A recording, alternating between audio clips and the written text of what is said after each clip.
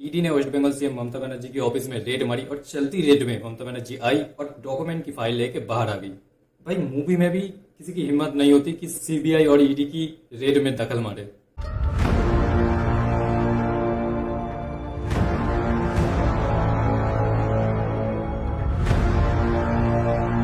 The naughty home minister?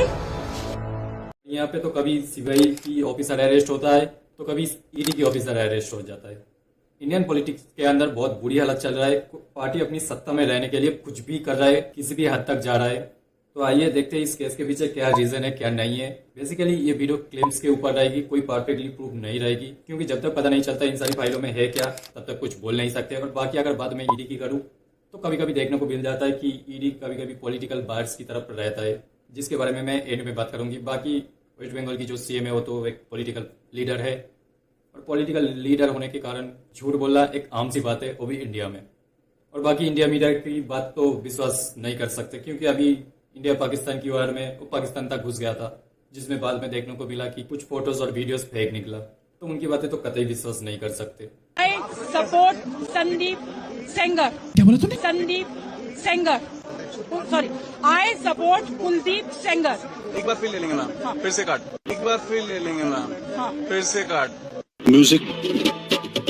पहली बात तो यह है कि ये कोई नई केस है नहीं, बहुत ही पुराना केस है। 2020 की केस है, इलीगल कोल माइनिंग की केस, जो अभी तक चल रहा है। और उसकी कॉस्ट लगभग किसी आर्टिकल में मुझे देखने को मिला है 100 करोड़, और किसी आर्टिकल में 1000 ऑफ करोड़ देखने को मिल रहा है। बाकी क्या सच है क्या नहीं है ये तो विश्वास नहीं कर सकते फिलहाल अभी, क्योंकि ये अभी पक्की प्रूफ की तरफ पे साबित नहीं हुआ है। जो भी प्रूफ दिखाने वाला हूँ वो किसी नेता की तरफ से नहीं आया है, वो कुछ मैंने ईडी की वेबसाइट से उठाया, कुछ न्यूज आर्टिकल से उठाया। अब क्या सच है क्या नहीं है ये तो केस प्रूफ होने के बाद ही पता चलेगा, जो शायद आने में महीनों लग जाए या तो सालों लग जाए। अब इंडिया की कोर्ट कितनी जल्दी काम करता है वो तो पता ही है। सुना क्या? ये भी मेरी गलती है। नहीं भाई मेरी गलती है। नहीं मेरी गलती है। यहाँ से इस केस की शुरुआत होती है। 2020 में सीबीआई के अंडर एक केस फाइल होता है कि इलीगल माइनिंग हुई है। कहाँ पे हुई है? वो काटी गई है ईसीएल माइंस के अंदर, और इलीगल माइनिंग करके कोल उठा के ब्लैक मार्केट में बेचा गया है। और ब्लैक मार्केट की मनी शायद कभी सेल कंपनीज के थ्रू आ सकता है या हवाला के थ्रू आ सकता है।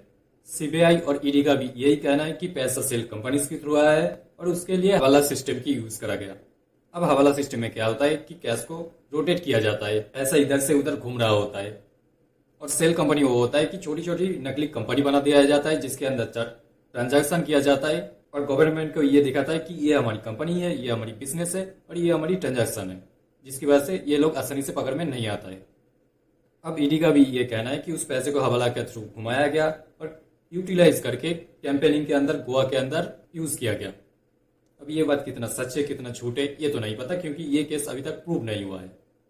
अब यहाँ पे एक बहुत बड़ी सवाल खड़ी करते हैं कि ईडी के पास पावर कहां से आई रेड मारने के लिए, वो भी इलेक्शन से पहले। तो ये रेड मारी PMLA एक्ट के अंदर, जो prevention of money laundering act है। और ऐसी केसेस में ईडी को थोड़ी पावर मिल जाती है कि वो अपनी हिसाब से कुछ कर सकता है, मतलब अपनी हिसाब से कुछ डिसीजन ले सकता है खुद से। बट जब ये केस रजिस्टर होता है 2020 में, तो ईसीएल के ऑफिशियल को अरेस्ट कर लिया जाता है। कुछ बिजनेसमैन होता है और दलाल लोग तो रहेगा ही भाई, क्योंकि इलीगल माइनिंग में गुंडे दलाल लोग ये कॉमन सी चीज है, तो उनको भी अरेस्ट कर लिया गया था। और ममता बनर्जी और अभिषेक बनर्जी और उसकी वाइफ को नोटिस भी भेजा था ईडी ने, और नोटिस सिर्फ पूछताछ के लिए भेजा गया था ताकि कुछ सवालों की जवाब दे के जाए टाइम टू टाइम। और ये कुछ टाइमलाइन है, आप पढ़ लेना वीडियो को पॉज करके। जब से केस शुरू हुआ है उसके बाद से अब तक केस में क्या क्या हुआ है क्या क्या नहीं हुआ है ये यहाँ पे लिखा है, देख लेना पढ़ के। अब ये समझते हैं कि ईडी ने रेड क्यों मारी, वो भी इलेक्शन की एकदम पहले। ईडी का कहना है कि हमें इस केस के बारे में नवंबर में कुछ क्लू मिला था, जिसकी रीजन हमने ये रेड मारी, जिसकी एविडेंस भी हमारे पास है। ये कोई पॉलिटिकल प्रेशर की वजह से रेड नहीं मारी गई। अभी ये तो था one side of the story, किसी को विश्वास नहीं कर सकते फिलहाल। तो अब स्टोरी की दूसरी साइड देखते हैं। रेड मारी गई थी 8 जनवरी 2026। मैंने सोचा था कि थोड़ी दिन बाद वीडियो बनाऊंगी ताकि कोई प्रूफ आ जाए और मैं वीडियो पे अटैच कर पाऊं, बट बकवास बड़ी बातों के अलावा कुछ और सुनने को मुझे नहीं मिला। हर कोई अपनी अपनी ओपिनियन दे रहा था। बट रेड बहुत सारी जगहों पे मारी गई है, बट हाईलाइट सिर्फ 2 जगह हो रहा है। एक है आईपैक ऑफिस। अब आईपैक क्या करती है? टीएमसी की सारी पॉलिटिकल कैंपेन हैंडल करती है। अब इसे टीएमसी की आईटी सेल भी बोल सकते हो। एक साइड से ये उस टाइप का भी काम करता है। और दूसरी रेड मारी गई है प्रतीक जैन के घर, जो आईपैक ऑफिस की चीफ है, जो पॉलिटिकल कैंपेन हैंडल करता था। अब किसी भी कंपनी में एक चीफ ऑफिसर का क्या काम है वो आपको शायद बताना नहीं पड़ेगा, पर जैसे रेड चल रही होती है मीडिया को तुरंत खबर लग जाती है और साथ में ऑब्वियसली बात की ममता बनर्जी को भी खबर लग जाती है और वो तुरंत गाड़ी लेके आ जाती है प्रत्येक जैन के घर जहाँ पे रेड चल रही होती है।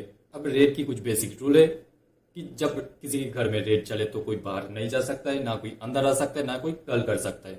बट यहाँ पे सीधा सीधा उल्टा होता है कि ममता बनर्जी आते चलती रेड में उसकी घर में घुसते डॉक्यूमेंट लेके लैपटॉप और मोबाइल लेके बाहर आ जाता है। और ममता बनर्जी खुद ही बोला है कि मैंने सारी फाइल उठा के लेकर आया क्योंकि बीजेपी वाले हमारे सारे ऑफिस में रेड मरवा रहा है। इसकी रीजन कोई मनी लॉन्ड्रिंग या इलीगल माइनिंग की नहीं है। और उसने ये भी कहा है कि ईडी हमारी इलेक्शन की फाइल चुराना चाहता है जिसमें लिखा है कौन कहां से लड़ेगा, इलेक्शन की क्या प्लानिंग है, क्या होगा क्या नहीं होगा, ये सब फाइलें चुराना चाहती है। Collect all of our party hard disk, the candidate list, the party strategy, the party plan. Is it the duty of the ED? जब भी कोई ऐसी सिचुएशन हो जाए तो सबसे बढ़िया तरीका है दूसरे के ऊपर ब्लेम डाल लो कि तुम ऐसे कर रहे हो, तुम ऐसे कर रहे हो। बस सेम चीजें यहाँ पर भी चल रहा था। मीडिया से कुछ बातें बोल के अमित शाह के ऊपर ब्लेम डाल के कि तुम देश को प्रोटेक्ट कर नहीं पा रहे हो और ईडी द्वारा हमारी इलेक्शन की फाइल चुरा रहे हो। The nasty home minister, the naughty home minister who cannot protect the country, taking away all my party documents. सारी बोल के वो निकल जाता है आईपैक की ऑफिस जहाँ पर अभी भी रेड चल रहा होता है और वहां पर भी बहुत सारे फाइल पड़ा हुआ है और वो भी वो कलेक्ट करना चाहती है। यहाँ पे कुछ ट्विस्ट है। जब ममता बनर्जी आईपैक की ऑफिस पहुंचता है एक स्कॉर्पियो गाड़ी दिखाया जाता है जिस गाड़ी के पीछे कुछ फाइलें पड़ी हुई है और ये बोला जा रहा है कि ममता बनर्जी ने सारी फाइल ले ली ईडी से। बट कुछ आर्टिकल में लिखा है कि ममता बनर्जी को आईपैक की ऑफिस में एंट्री नहीं दिया गया है। अब क्या सच है क्या झूठ है ये तो बाद में ही पता चलेगा। तो बाद में जब प्रूफ के साथ सारी एविडेंस आएगा तब दोबारा मैं वीडियो बना दूंगा। फिलहाल तो मेरी चैनल को अभी सब्सक्राइब कर दो ताकि ऐसे केसेस के बारे में आपको अपडेट मिलती रहे। अब क्या सच है क्या झूठ है ये तो नहीं पता। फिलहाल तो मान लेते हैं कि आईपैक की ऑफिस से भी सारी फाइलें कलेक्ट कर लिया गया है। उनका कहना है इसमें हमारी वोटर लिस्ट थी, कौन कहां से पार्टी लड़ेगा उसकी लिस्ट थी और भी इलेक्शन की बहुत सारी फाइलें थी। To collect all of our party hard disk, the candidate list, the party strategy, the party plan. Is it the duty of the ED? Mamata Banerjee की ये कहना है कि बीजेपी वेस्ट बंगाल में बहुत वीक है जिसकी वजह से वो ईडी से रेड करवा के हमारी इलेक्शन की फाइलें चुराना चाहती है।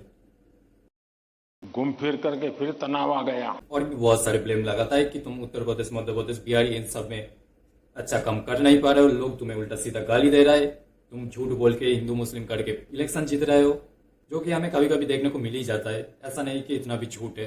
बट अगर आप मुझे बोलते हो कि इसमें वेस्ट बंगाल सीएम की कोई गलती है कि नहीं, इसमें फाइल में कुछ गलत काम की फाइल है कि नहीं, तो ये मुझे नहीं पता। और अगर मैं सारी पॉलिटिकल पार्टी की साइड से देखूं तो सारी पॉलिटिकल पार्टी में कुछ ना कुछ धंधे की केस आ ही जाता है जिसको छुपाने के लिए वो ये सब करती है। ये चीज इंडिया की सारी स्टेट में देखने को मिल जाता है, सारी पॉलिटिकल पार्टी के अंदर देखने को मिल जाता है। बाकी इसमें क्या सच है क्या झूठ है वो तो बाद में ही पता चलेगा। और अगर मैं ईडी की साइड देखूं तो पहले जैसे मैं बोल रहा था कि ईडी की आदत भी कुछ सही नहीं है क्योंकि जहां भी इलेक्शन होता है उसकी पहले देखता हूं ईडी पहुंच जाता है कुछ स्ट्रॉन्ग मेंबर के ऊपर आरोप लगाने के लिए। जैसे एग्जाम्पल के लिए अब छत्तीसगढ़ देख सकते हैं और अगर उससे भी बड़ा सही केस देखना चाहते हो तो दिल्ली की 2024 की इलेक्शन देख लो।